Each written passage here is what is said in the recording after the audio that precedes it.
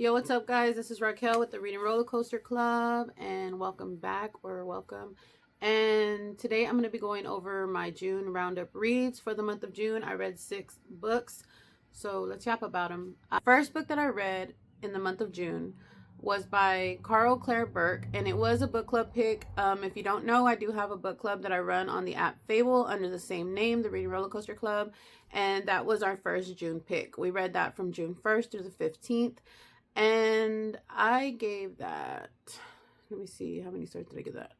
So I gave it 3 stars. I do feel like this is that type of book that you either love it or hate it. I feel like it's black and white. There's no gray area. I have seen both sides of the spectrums on reviews. I personally started off not liking the book. For those of y'all who may not know what Yesteryear is about, this follows a girl named Natalie. She is a social media influencer. She portrays herself as living the trad wife life, okay? And so she's living on this farm. She has all these little chickens. She's making bread. She has the perfect husband, the perfect kid. She's sewing. She's doing all the things that a farm life would do, right? Well, behind closed doors, she's not actually doing that. She has nannies helping her with these kids. Her and her husband seem to have like a 0 to none real relationship going on. She's shopping at Target. Like, she's doing all the opposite of things that she's portraying online, right? And she has some followers. I mean, we're in a day and age where it's all about influencers, and that is what Natalie is doing. Right off the grip in this book, the writer lets you know that Natalie is an unlikable character. She is our main character, and she is a bitch. Like, immediately, I hated her. But we do get to go on a journey where we get to see maybe how Natalie ended up being this way. And I guess you can feel sorry for her in a way, because she is kind of just like faking this life. Like, you know, we all know like the extravagant life that people online portray themselves to have. You know, they have like the cleanest houses and the most perfect meals being made, and like everything is picturesque. Like, it's just perfect. But for Natalie, behind the scenes, it's all just like crumbled. She's not happy. She's not truly happy. Okay. So one day, Natalie wakes up and she finds herself in like the 1900s, and like she's really stuck living in this life that she had been portraying online. You know, her kids are there, her husband's there. Something seems a little off about them, like they're not 100% themselves, but she knows deep down like they are her kids and husband. Once you read the book, it'll make sense. But yeah, so we just basically go along with that. I gave it 3 stars. I was originally gonna give it a lower rating because I was just like, where is this going? I don't know. I just was like, where is this going? And I was so insufferable having to sit through the character of Natalie for so long, because she really is a class act. Like, she is a piece of work. If you know, you know. So yeah, with this book, I do feel like I'm in the minority. Leave in the comments below if you have read Yesteryear, what you rated it. If you didn't like it, why? If you liked it, why? I wanted to DNF it at so many points. I did have a person in my book club immediately DNF it, and I totally understood why. But at the same time, I'm a nosy bitch. Like, I wanted to know what was going to happen. I wanted to know the hype. I wanted to know the hype of the readers. Like, what is everybody, like, maybe I got to just stay clicked in, you know what I mean, to figure out what everybody is seeing in this book, which I'm sorry to report I do not understand still, but that's me. And another part of me is so nosy, like, I just wanted to know what was going to happen to Natalie. Like, you know what I mean? Like, it reeled me in. Thus the 3 star, the extra star, okay? But again, I feel like this is just one of those books you either love or hate. So yes, Yesteryear by, hold on, I keep getting the name like mixed. I have to look. It's CARO BURKE. And I believe this was a debut novel. So yeah, but I mean, kudos to them, because people liked it. It was very hyped. It was very accepted in the book community. Like I said, I feel like I'm the minority. I just didn't get it. I didn't get the hype. It's a all right book, nothing as extravagant as it's made out to be, in my opinion. So for that, I wouldn't recommend it personally, but I mean, the reviews speak for themselves as far as anybody curious about reading this book. So yeah, moving on. Okay, so then after that, I read Say You'll Remember Me by Abby Jimenez.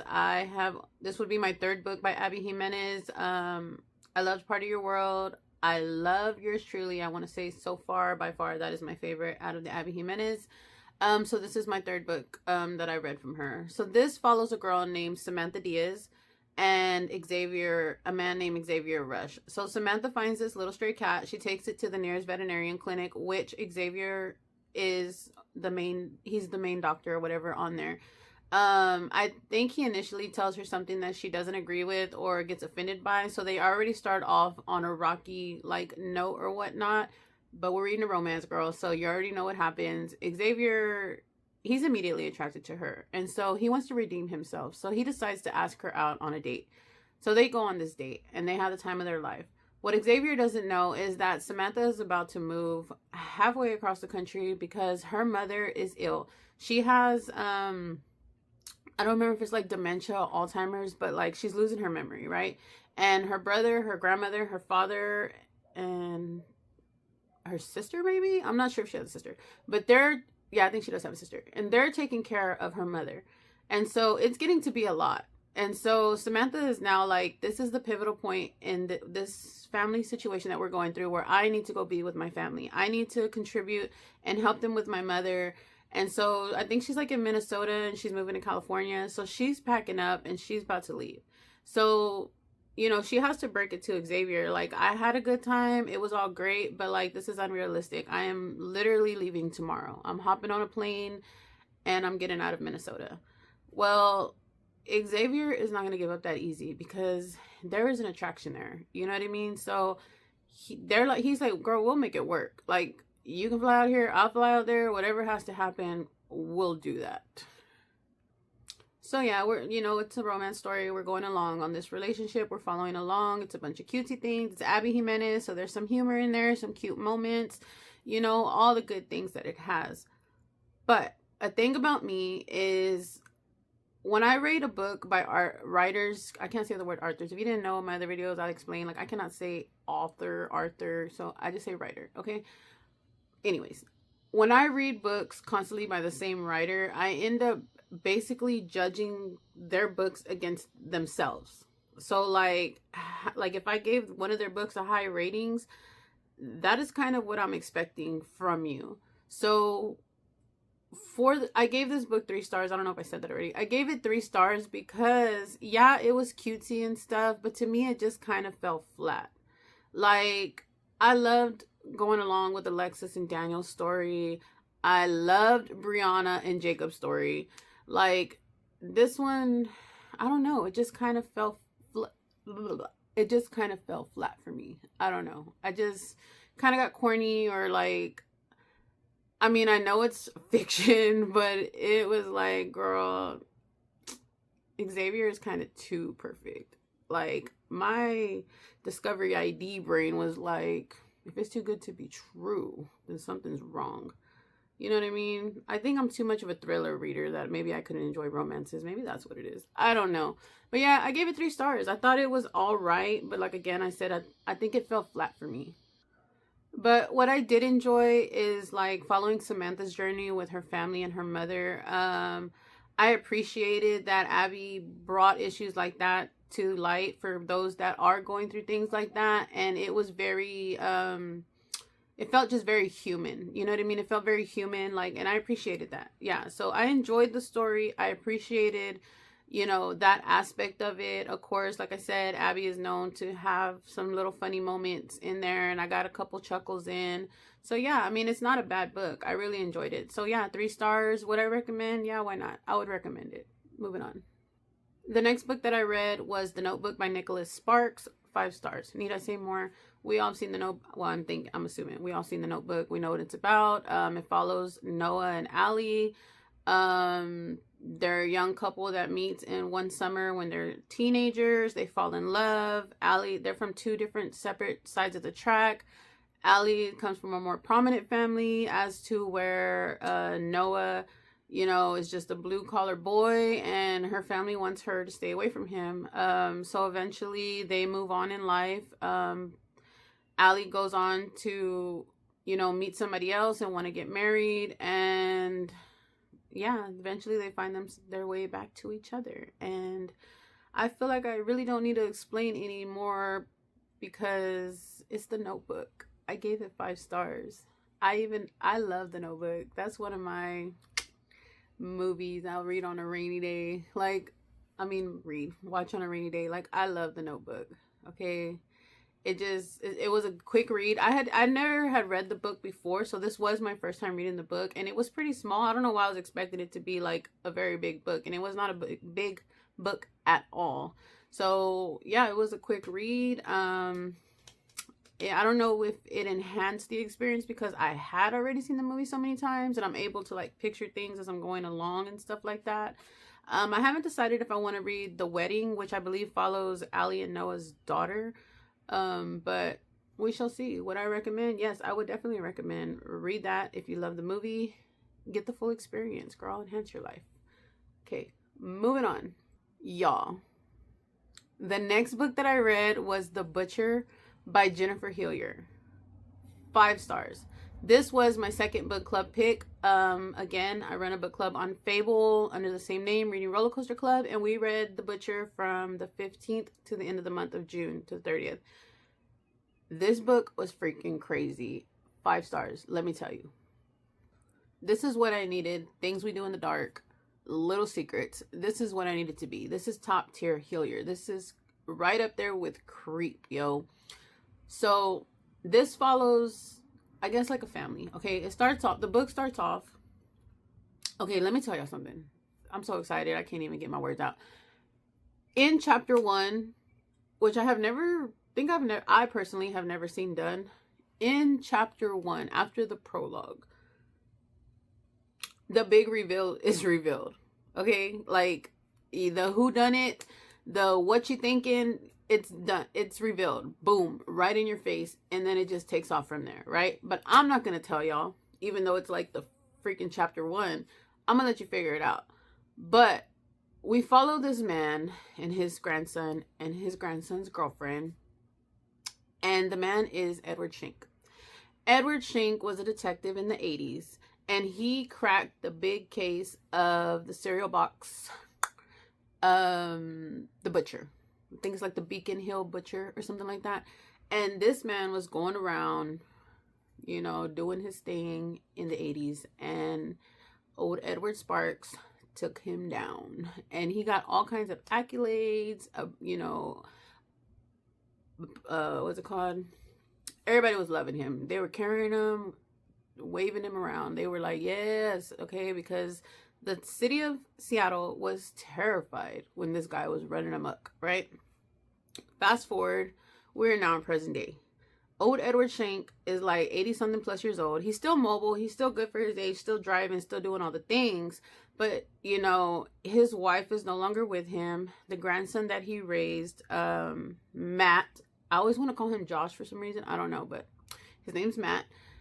He raised him because Matt's mother was a teen mom, and she, you know, is gone early on in his life. So Edward and his wife raised Matt. Well, now the wife is gone as well, and Matt is doing really good. He's running some food trucks. He's opening restaurants. He has an opportunity to be on like a Food Network thing.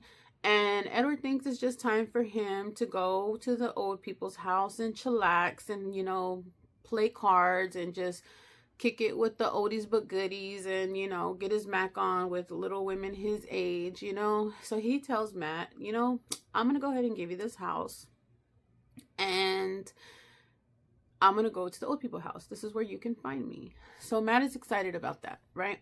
Okay. Matt has a girlfriend named Samantha. Samantha is like an investigative journalist. She got her own thing going on. She's doing good. Her and Matt have been together for a while. Matt she wants to move in with Matt, and Matt's like, we need to put a pause on that. I have so much going on with my restaurant and my TV show. Like, we just need to chill, dude, you know? So Samantha's a little booty hurt about that, because she's like, I don't get it. Don't you love me? You know what I mean? So anyways, side story about Samantha. When Samantha was a toddler, she was also born from a teenage mother. Her mother went to work one day and never came back. She was later found. Okay? Samantha has always suspected, because things that may have been a little, like, stood out a little bit, that her mother may have been a victim of the butcher. But everybody is like, no, because this happened to your mother in like 1987, and the butcher was caught in 85. So they're like, how can that be? That cannot be.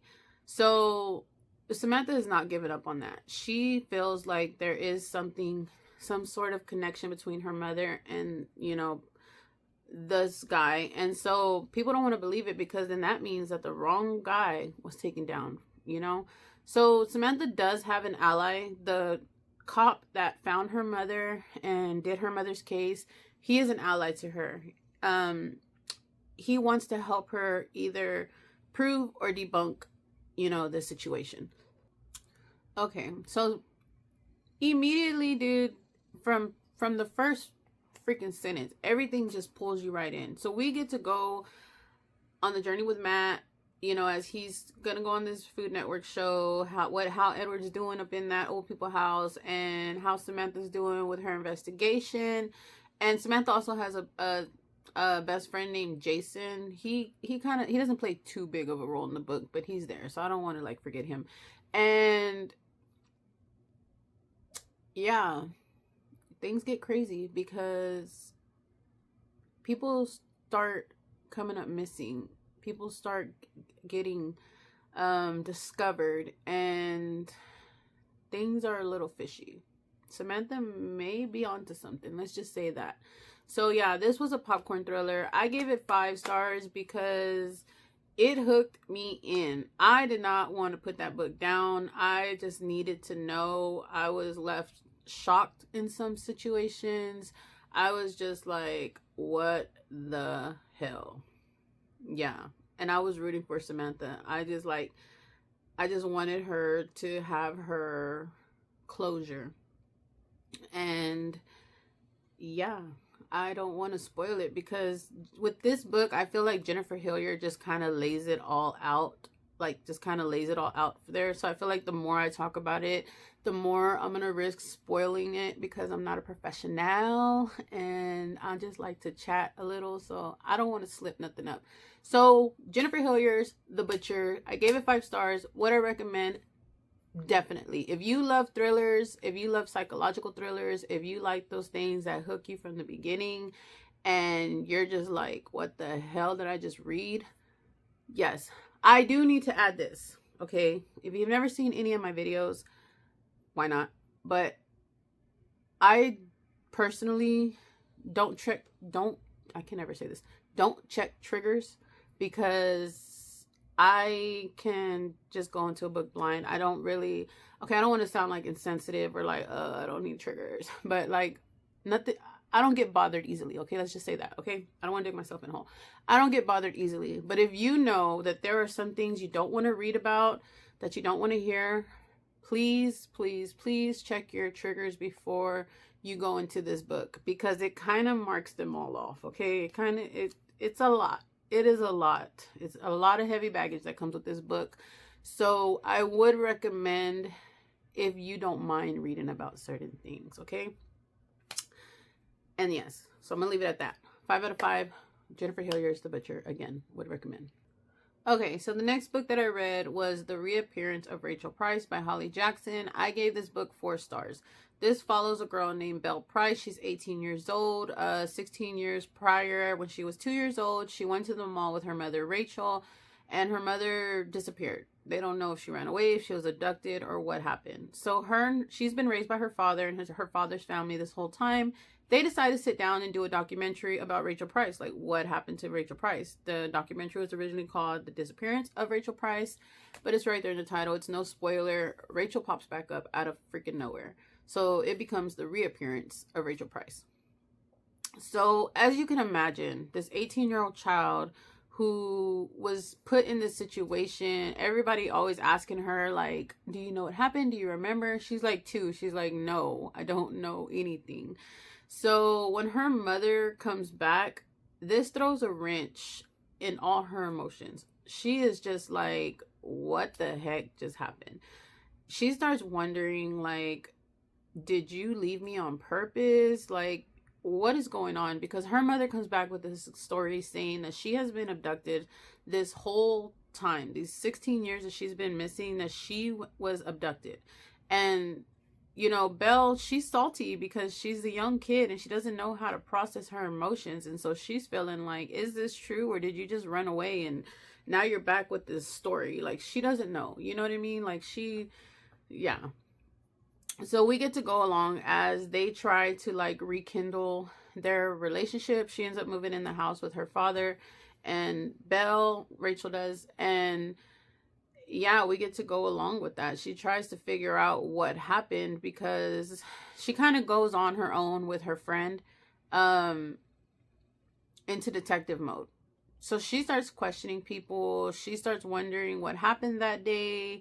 And the more that she digs, the deeper that she goes, the more secrets are revealed. And she is a little shocked about what she discovers. So we get to go along with that. I thought it was good. I enjoyed the journey. It took me a while to read it because I was reading it with somebody else. Had I read it by myself, I probably could have read it in 1 or 2 sittings.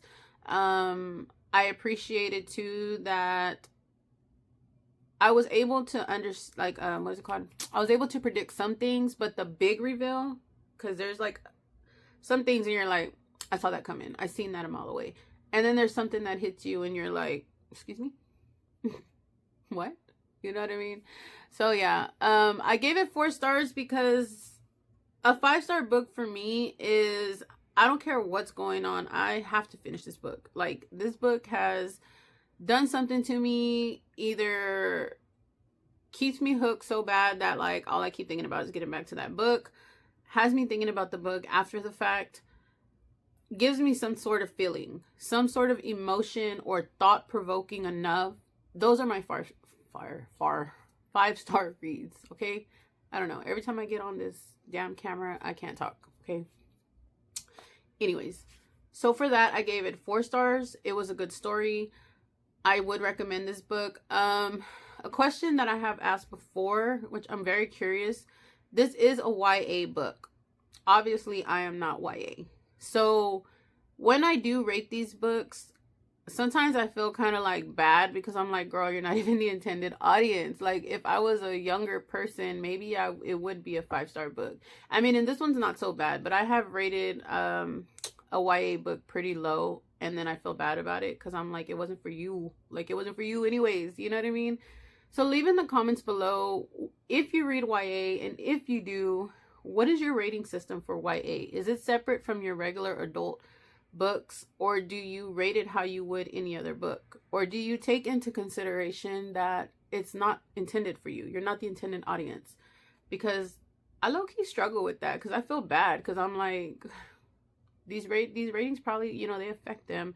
And it's like, girl, you're reading from a fully that doesn't help my case, from a grown-up brain, and it's not intended for you. So yeah, that's it. That's all I gotta ask. So yeah, 4 stars. Would recommend. Reappearance of Rachel Price. Holly Jackson. As the time I'm recording this, I already have my August book picked, and as Holly Jackson's Not Quite Dead. So I'm curious to read how her YA books compare to her adult books, because I have already read Good Girl's Guide to Murder. I have read 5 Survive, which in my July wrap up, and I have read, I think, just this one, so maybe 3. I thought it was 4 books that I read by her. So yeah, so August 1st, if you want to join me on that, leave in the comments if you want me to figure something out to do here on YouTube, or you can join me on Fable at the Reading Roller Coaster Club, August 1st through the 15th. Again, we'll be reading Holly Jackson's Not Quite Dead. Okay, So the last book that I read is by Christopher D. Berry, and it is Female Serials, Up Close and Personal, and then a bunch of little fine print that I cannot remember. I gave this book 3 stars. Low-key, I want to do it slower, but I do struggle with myself when I'm reading nonfiction books, because this is indeed a nonfiction book.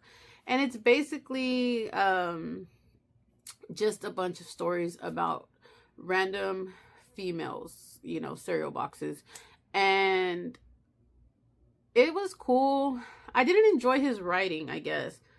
I don't know. There was just something about his writing that I didn't enjoy. And it basically had like Eileen Wuornos. There was like some friends that worked at a nursing home that were taking out the old people but playing a game while they were doing it. There's an old Mexican lady from like the 1800s that was compared to all those files that just came out recently from the government that everybody swept under the rug. That she might have been like, she's like one of the first person documented to do things like that. Let me get the name for that, because that was kind of interesting. Hold on. Okay, my bad. She's not from Mexico. She's from Spain. Her name was Enriqueta Martí. Okay, I'll put a little something here. And yeah, that had me going down the full rabbit hole. Like, some of the stories had me going down the rabbit hole. Some of them were more like from the 90s, from the 80s, and things like that. But this one goes back. She was born in 1868 and she died in 1913. So this went kind of back. And I was just like, what the hell? I had never heard of that lady before. So I guess that's why I gave it 3 stars, because I did not enjoy that book. And again, I hate giving nonfiction books low ratings. Memoirs and stuff, I tend to like, I don't even want to go there, because that's somebody's life. You know what I mean? Like, I don't want to be that fucked up to be like, your life sucks, 2 stars. You know what I mean? So I try to stay away from like giving low ratings and shit when it comes to things like that. But I just didn't like this guy's writing. I mean, he wasn't talking about himself. He was doing some other shit. Apparently he's popular. He has like a bunch of other shit, but he just wasn't for me. So yeah, I gave it 3 stars. That wraps up my video. Those were all of my June roundup reads. Let me make sure. Yeah, that is it. 6 books I read in June. If you stuck around this long, thank you. I appreciate you. You're the real MVP. I get very awkward. I don't know what it is. Like, I don't have a script or anything, so I don't know how to shut shit down sometimes. I'm just like, where do I go? Leave in the comments below, what books did you read in June? What was your highest rated book? For me, of course, it was The Butcher by Jennifer Hillier. Your lowest rated book? For me, I guess out of the ones that I read, I think the female cereal boxes, Up Close and Personal, was, I would rate that lower than, because Yesteryear and that I gave 3 stars, but out of the 2, I would say that was my least favorite book of the month. Yeah, so what was yours? Leave in the comments below. Again, I am on Fable under the Reading Roller Coaster Club. So far we have lined up is Holly Jackson's Not Quite Dead, starting in August. We are currently reading Frida McFadden's The Divorce. And Thea Frida, she's redeeming herself, okay? If you don't see under any of my other videos, I'm a Frida fan, okay? I know some of her books are corny and they're not like the best, but that's my girl. She got me back into reading, okay? Thea Frida, I will always give her the lowest rating of a 3, okay? And I said what I said, all right? And The Divorce is redeeming herself, because I did not like Do Not Disturb, and I did not care for like, in hindsight, Dear Debbie, and I don't know what else I read before that, but I was slowly starting to be like, girl, I think you're rushing these books too fast, because I'm starting to be like, But The Divorce has redeemed herself, okay? It was all right, but I'll talk about that in July, okay? So for now, that is what it is.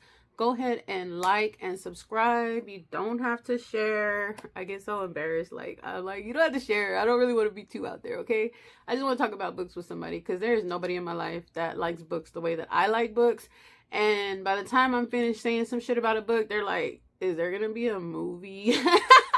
So, yeah, that is why I'm here, to talk about books with people that like books, okay? And a lot of booktubers They're great, but I just don't relate to them sometimes. Sometimes I feel like they're too smart. Like, they be reading some smart books, okay? And I'm just like a simple-minded girl. I just like to read thrillers, okay? I like to read thrillers. I'm starting to discover some things about myself that I may like historical fiction. I do like true crime, and I do like to read biographies and memoirs, but I have not read one of those in a long ass time. So yeah.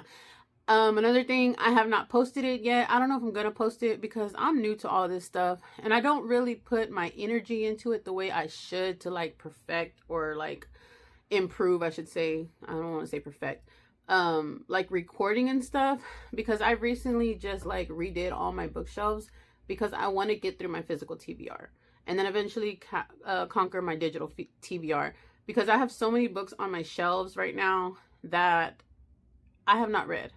And if they're just sitting there and they could be in somebody else's hands on somebody else's shelf that is enjoying them, I would like to do that, because what I plan on doing is some books I want to put in little libraries, and some books I want to keep because I do have a business venture in the back of my mind that is brewing. Hopefully I do that. I haven't had the fire under my ass that makes me just want to like do it, but it's there. It's marinating.